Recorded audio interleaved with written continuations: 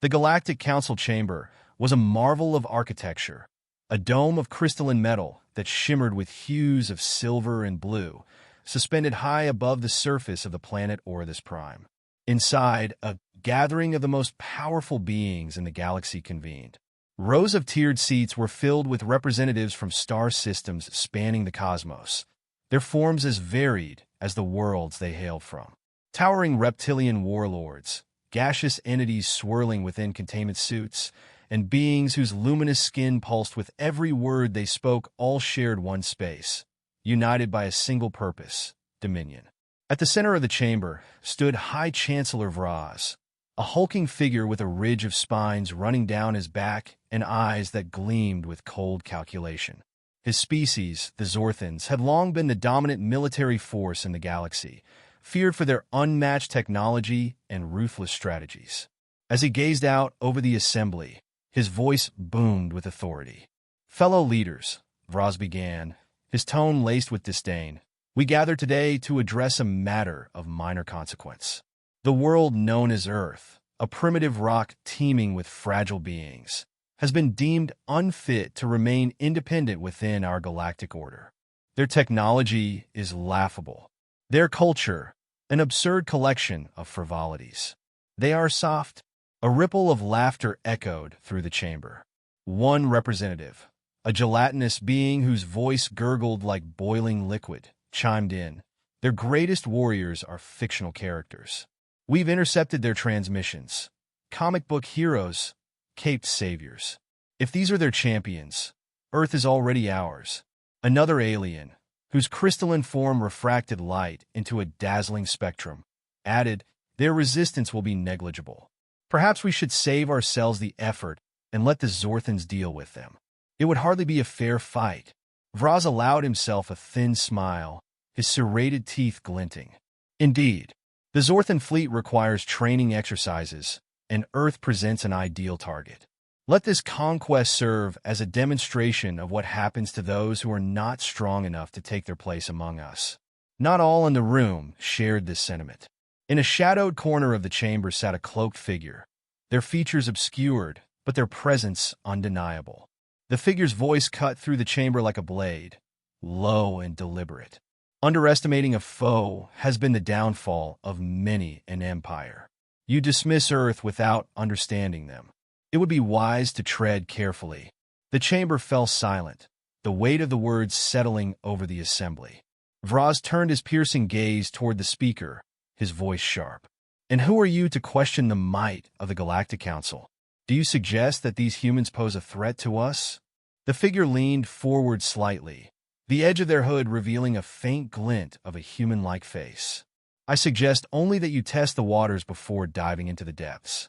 The strength of a species is not always measured by its technology or numbers. Sometimes it is their will that defines them." The council erupted into murmurs, some dismissing the warning as paranoia, others considering its implications. Vraz silenced them with a wave of his massive hand. "Enough! If this Earth possesses the strength you speak of, then let them prove it. We will proceed with the invasion, and the Zorthan fleet will crush whatever resistance they can muster. If they survive even a day, it will be a miracle." The council adjourned, the decision made. As the representatives filed out, the cloaked figure remained seated, their eyes fixed on the holographic display of Earth hovering above the center of the chamber. A faint smirk tugged at the corner of their lips. "You have no idea what you're walking into." Meanwhile, on Earth, life continued as it always had, oblivious to the cosmic machinations taking place light years away. But in a secure underground facility, alarms blared, and a team of the world's finest operatives gathered around a central command table. Among them stood Commander Jack Hayes, a Navy SEAL with a reputation for accomplishing the impossible. His sharp eyes scanned the incoming data, his jaw tightening as he took in the scope of the threat. "Aliens?" Hayes said, his voice steady despite the chaos around him. "You're telling me we're about to be invaded by aliens?" A technician nodded, their face pale. "We intercepted their signals. They're coming, and they're not here to negotiate. Their fleet will arrive in less than 72 hours. Hayes leaned over the table, his mind already racing through potential strategies. What's their objective? Resources? Conquest? Or are they just here to prove a point? From what we've gathered, the technician replied, they think we're weak. They're underestimating us. Hayes let out a humorless chuckle. Well, they're not wrong about one thing. We don't have the tech to match them. But if they think we're going down without a fight, they've got another thing coming. As the room buzzed with activity, Hayes stepped back, his expression grim but determined. Give me a team. The best we got. If they want to see what Earth's warriors are made of, we'll show them. Back in the depths of space, the Zorthan fleet began its final preparations. Rows of sleek, black warships hung in the void, their surfaces bristling with weapons. Vraz stood on the bridge of the flagship, his eyes fixed on the distant pinprick of blue that was Earth. Initiate the jump, he commanded. Let us show these humans what it means to face the might of the Zorthan Empire. As the fleet surged forward, the High Chancellor allowed himself a moment of satisfaction. To him, this was not war. It was a formality, a simple demonstration of superiority. But far below, on the little blue planet they so easily dismissed, a different kind of warrior was preparing for battle, one whose strength the galaxy had yet to comprehend. And so, the stage was set. On one side, an empire built on centuries of conquest and domination. On the other, a small team of humans, armed not with advanced technology, but with grit, ingenuity, and an unyielding will to survive. The galaxy would soon learn that Earth's warriors were far from soft. The first signs of the invasion came without warning. Lights streaked through the sky, brilliant and unnatural, as the alien fleet descended through Earth's atmosphere. Cities erupted in chaos as Zorthan warships hovered ominously over landmarks and urban centers, their sleek forms casting vast shadows over terrified crowds below. The invaders did not open with diplomacy or grand announcements. They struck with ruthless efficiency. Beams of searing energy obliterated key infrastructure, communications arrays, and military installations. Commander Jack Hayes watched it unfold on a monitor in the underground command bunker, his fists clenched at his sides. He had faced countless enemies in his career, from insurgents to hostile forces in unforgiving terrains, but nothing had prepared him for this. For a moment, he felt the weight of helplessness settle over him, but it was fleeting. He turned to his team, a hand-picked group of elite operators, their faces hardened by years of combat, but now carrying a shadow of unease. Focus, Hayes barked, his voice cutting through the tension. We've trained for the unknown. This is just another enemy. They've got the tech, but we've got the terrain and the will. Remember that. The team nodded, their resolve solidifying under his leadership. Beside him, Lieutenant Emma Kane, his second-in-command, studied the holographic map that displayed the enemy's positions. They're targeting our command centers first, she said, her voice low but steady. If we don't disrupt their advance, we'll lose control of the entire eastern seaboard within hours. Hayes moved closer to the display, his eyes narrowing. The Zorthans were methodical, their movements calculated to dismantle Earth's defenses piece by piece. They think this is a game, he muttered. They're underestimating us. That's their first mistake. He tapped a section of the map, highlighting a cluster of alien ships stationed near a mountain range. Here, this is where we strike. They've set up a forward base, probably using it to coordinate their attacks. If we take it out, we buy ourselves time and show them we're not as soft as they think. Kane hesitated. That base is going to be crawling with them, and they've got air support. We'd be going in blind. Hayes gave her a grim smile. We've gone in with less before. Prep the team. Minutes later, the squad was moving under cover of darkness, their movements silent and precise. The mountain air was cold and thin, a far cry from the suffocating heat of the deserts or the dense humidity of jungles where they had operated before. As they approached the Zorthan base, the alien structures loomed ahead, sharp and angular, their surfaces pulsing faintly with an eerie blue light. Through his scope, Hayes observed the alien soldiers. The Zorthans were massive, their armored bodies moving with a mechanical precision. They carried weapons that hummed with barely contained energy, and their communication was a series of clicks and guttural growls. They were formidable, no doubt about it, but Hayes wasn't deterred. Target patterns are predictable. He whispered into his comm, they're efficient, but they're rigid. We'll exploit that. The team moved into position, each member synchronizing their movements with the others. Hayes took point, his instincts honed by years of navigating hostile territory. They bypassed sentries, neutralizing a few with swift, silent takedowns. Every step brought them closer to the heart of the base, where a towering structure emitted a rhythmic pulse of light. That's their command hub, Kane whispered, her voice barely audible over the faint hum of alien machinery. If we can plant charges there, it'll cripple their operations in this sector. Hayes nodded and gestured for the team to move.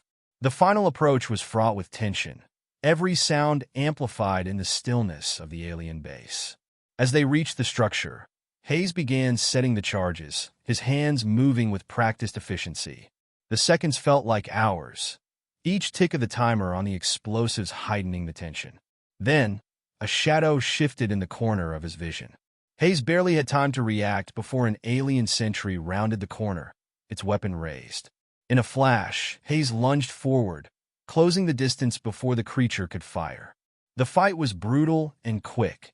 Hayes dodging a blow that could have crushed his skull, his blade finding the gaps in the alien's armor. The Zorthan collapsed with a guttural snarl, its body hitting the ground with a muted thud. The commotion, however, had drawn attention. Alarms blared, and the base erupted into chaos. The team fell into formation, their weapons barking as alien soldiers poured into the area. Hayes barked orders, his voice calm despite the firefight. Hold them off while I finish setting the charges. We can't leave until this base is rubble. The battle was fierce, the Zorthans pressing their advantage in numbers and firepower. But Hayes' team fought with a ferocity born of desperation and determination. They used the terrain, their smaller size, and their adaptability to outmaneuver the enemy. Each kill was a small victory, a reminder that Earth's warriors were far from defeated. With the last charge in place, Hayes activated the timer. Fall back, he shouted, covering his team as they retreated toward the extraction point. The Zorthans pursued, their weapons scorching the air around them, but Hayes and his team managed to stay one step ahead. As they reached the ridge overlooking the base, the charges detonated. The explosion lit up the night sky, a brilliant cascade of fire and debris. The shockwave rippled through the valley, and for a moment, there was silence. Then cheers erupted from the team, their spirits lifted by the sight of the alien stronghold reduced to smoldering ruins. Hayes allowed himself a small smile, but it was short-lived. He knew this was just the beginning. The Zorthans would regroup, and their retaliation would be swift. But tonight, Earth had struck back, and it had done so with the kind of resolve the galaxy had never seen. We're not out of this yet, Hayes said, his voice steady but firm. They've seen what we're capable of, and they'll adapt. But so will we. They thought we were weak. Now they know better. As the team moved toward their extraction point, Hayes cast one last glance at the burning wreckage below. He could feel the weight of what was to come, the battles yet to be fought. But he also felt something else, a quiet confidence that Earth's warriors, though outmatched and outgunned, were far from beaten. The fight was only beginning. The Zorthan mothership hung in low orbit, a monolithic shadow against the curvature of Earth. Its surface pulsed with faint blue light, a network of energy conduits that glowed like veins beneath a metallic skin. Inside, High Chancellor Vraz paced the command deck, his claws clicking against the sleek black floor. The holographic display before him showed a map of Earth, studded with red markers where Zorthan forces were engaged in combat. Yet the map was marred by an unsettling number of neutralized zones, regions where Earth's resistance had managed to push back. How is this possible? Vraz growled, his voice sharp and guttural. They are primitives. Their weapons are little more than toys compared to ours. One of his lieutenants, a sinewy figure with glowing yellow eyes, stepped forward hesitantly. It is the humans' unpredictability, Chancellor. They do not fight as we anticipated. They exploit weaknesses we did not account for. Vraz slammed a clawed hand onto the console, his spines bristling. Excuses. They are soft, unworthy of our notice, yet they bleed us with every engagement. This ends now. Deploy every available force and bring this planet to its knees. But even as Vraz barked orders, the seeds of doubt had been sown. Reports of a single human strike team, led by a warrior whose cunning and ferocity defied all logic, had spread through his ranks like wildfire. The name Jack Hayes was becoming a whispered warning among Zorthan troops, a reminder that even the smallest predator could draw blood from the largest beast. Unbeknownst to Vraz, Hayes and his team were already aboard the mothership. They had infiltrated under the cover of darkness, using the chaos of a coordinated ground offensive as their distraction. Their mission was simple: destroy the Zorthan Command Corps and cripple the fleet. Failure was not an option. Earth's survival depended on them. Hayes led the team through the dimly lit corridors of the mothership, his senses sharp, his movements silent. The air was thick with the hum of alien machinery, the walls lined with conduits that pulsed rhythmically. He signaled for the team to halt as they reached a junction, his eyes scanning the area.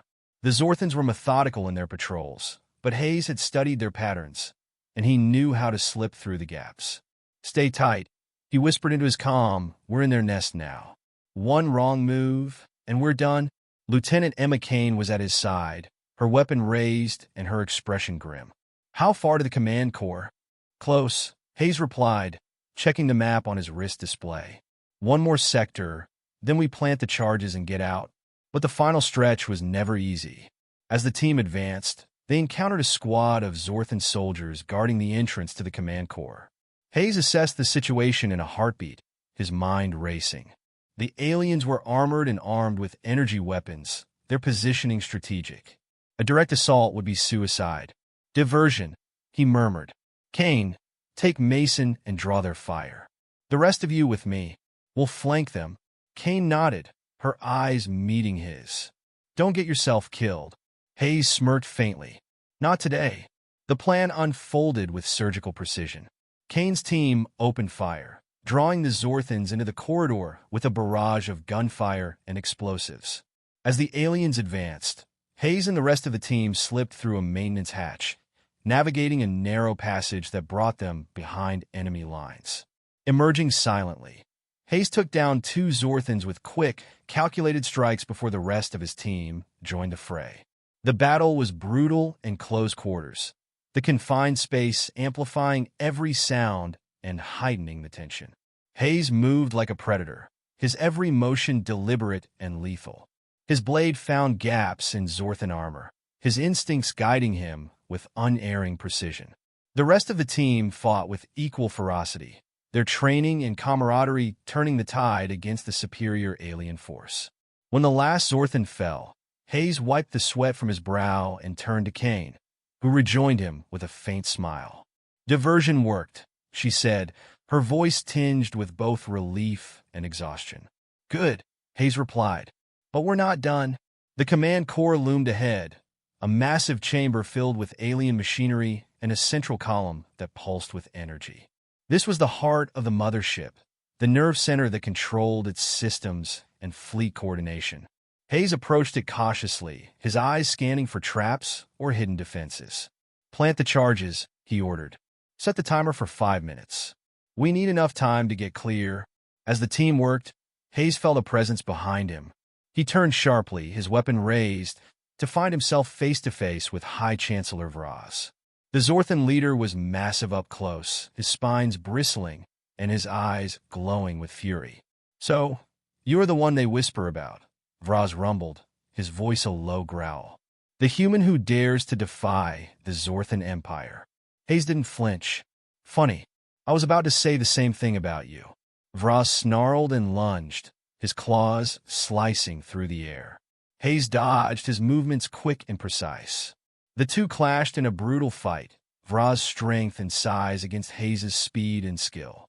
The alien strikes were devastating, but Hayes used the environment to his advantage, ducking behind machinery and using his blade to exploit weaknesses in Vraz's armor. The fight was desperate, every second a struggle for survival. Hayes' team could only watch, knowing they couldn't intervene without risking the mission. Finally, with a calculated feint, Hayes drove his blade into Vra's chest, twisting it with a grunt of effort. The Zorthan leader staggered, his eyes wide with shock, before collapsing to the ground. Hayes didn't waste a moment. "Charges set," he barked. "Ready," Kane replied. "Then let's move." The team sprinted through the corridors as alarms blared, the countdown ticking in Hayes' mind. They reached the hangar just as the charges detonated, the explosion ripping through the mothership with a deafening roar. Hayes and his team barely made it to their extraction craft as the ship began to collapse, the flames consuming it from within. As they soared away, Hayes looked back at the destruction, a sense of grim satisfaction washing over him. Earth had struck a blow that the galaxy would not soon forget. The Zorthan fleet, once thought invincible, was in disarray, and though the fight was far from over, humanity had proven one thing beyond doubt. They were not to be underestimated. Hayes turned to his team, their faces lit by the fiery glow of the mothership's demise. "We're just getting started," he said, his voice steady. "Let them come. We'll be ready